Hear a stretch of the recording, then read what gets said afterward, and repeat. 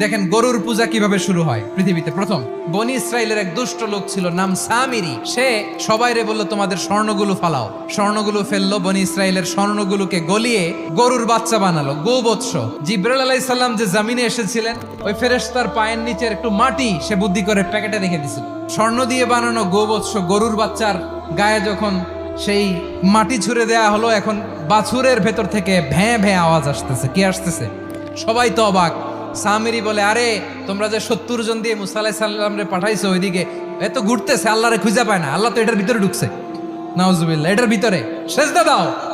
এই সেজদা দিয়ে গেল। হারুন আলাইহিস সালাম তাদেরকে বুঝালেন, শিরক করো না, আল্লাহরে ভয় করো। শুধু এতটুকুই তিনি বুঝালেন, দাওয়াতি কাজ পালন করলেন, কিন্তু প্রতিরোধ করেন নাই। এই ঘটনা থেকে শিক্ষা কি?